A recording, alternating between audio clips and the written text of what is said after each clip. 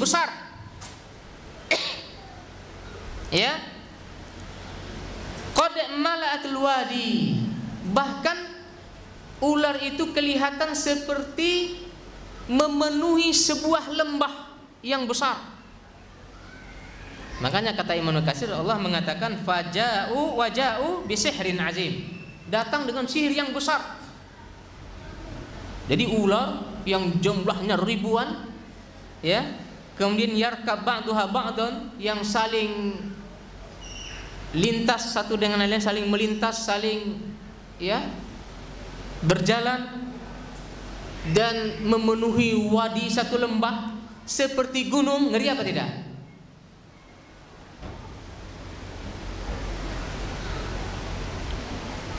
Bahkan dalam satu ayat dikatakan yang tersihir pertama sekali itu adalah Nabi Musa sendiri, sehingga ada ketakutan juga pada Nabi Musa alaihissalam. Kemudian setelah itu Fir'aun juga tersihir. Kemudian manusia yang banyak yang dikumpul oleh Fir'aun untuk melihat itu. Subhanallah. Ini sihir namanya, menipu. Tetapi ketika Allah perintahkan kepada Nabi Musa untuk melemparkan tongkatnya, lalu kemudian seluruh ular-ular jadi-jadian itu, ya, kalau di sini ada istilah jadi-jadian, melahapnya, memakannya, ya, dimakan oleh ular Nabi Musa alaihissalam yang ternyata lebih besar dan bisa menghabiskan satu persatu ular yang ribuan jumlahnya itu. Ya, timbul pertanyaan, apakah Nabi Musa juga tukang sihir? Sebagaimana tuduhan Fir'aun, sebagaimana juga tuduhan umat-umat terdahulu kepada rasul-rasulnya, termasuk Nabi kita Muhammad SAW juga dituduh tukang sihir. Apa maksudnya? Kalau para rasul dituduh tukang sihir, maksudnya itu adalah apa?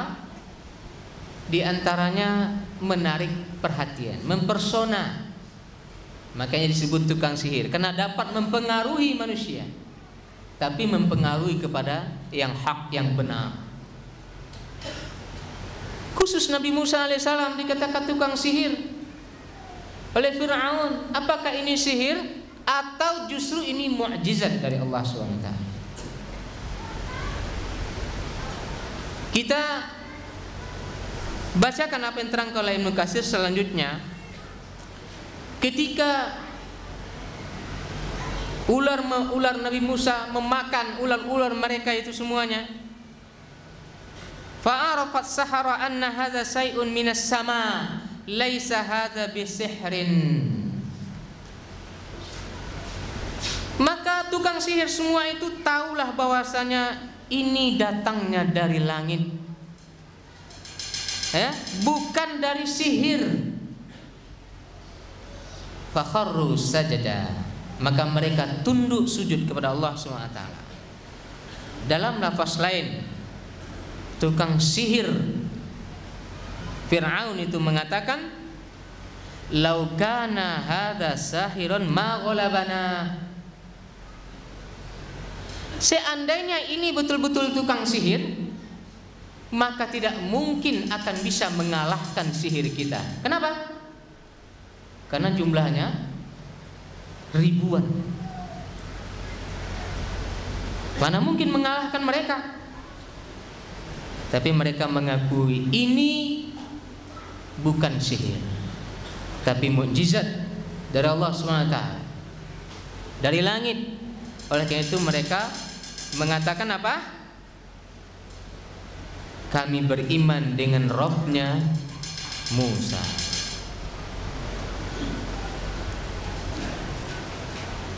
Ini kisah sihir antara penyihir Fir'aun dengan Nabi Musa alaihi salam.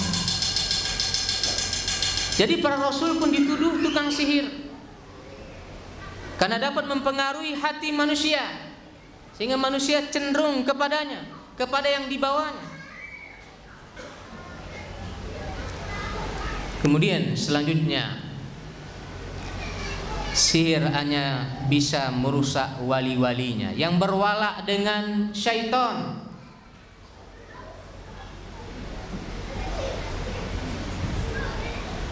Sihir hanya bisa memberi mudarat kepada orang-orang yang berwala kepadanya, kepada syaitan itu sendiri.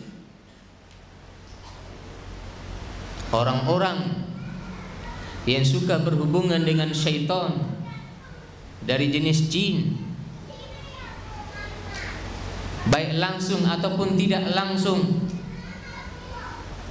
selalu meminta, selalu memohon pertolongan kepadanya, menjadi pengikutnya, berwala kepada mereka, ini yang akan mudah dirusak, ini yang akan mudah disihir oleh mereka. Allah berfirman di dalam surat Ali Imran ayat 175, innama dzalikumus syaitan yukhawwifu awliya. Hanya saja itulah syaitan dan wali-walinya yang selalu menakut-nakuti. Lafaznya di sini adalah yukhawwifu, menakut-nakuti. Jadi cuma nakut-nakuti. Oleh karena itu, fala taqafuhum wa khafuni, kata Allah SWT. Jangan kamu takut kepada mereka, takutlah kepadaku, kata Allah Subhanahu wa taala. Ingat, syaitan saja takut kepada Allah.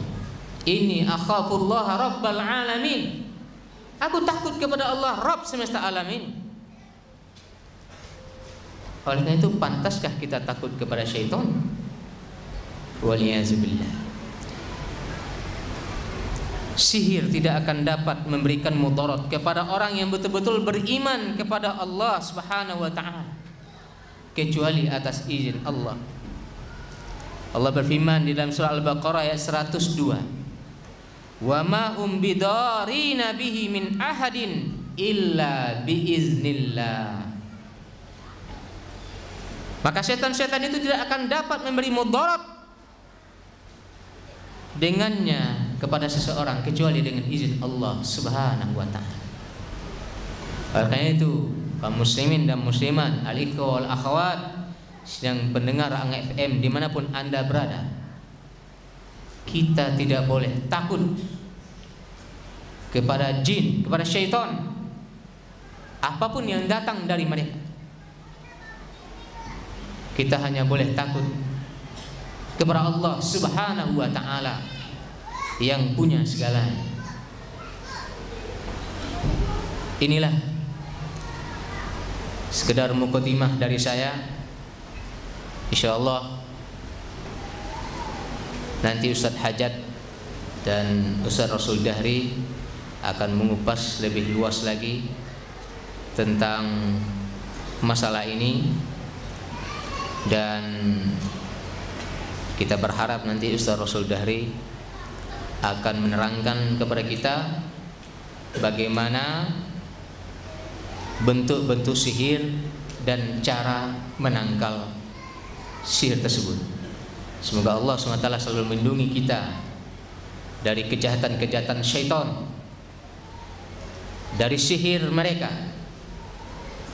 Amin ya rabbal alamin. Subhanakallahumma bihamdik, asyhadu an la ilaha illa anta, astaghfiruka wa atubu ilaik. Wassalamualaikum warahmatullahi wabarakatuh.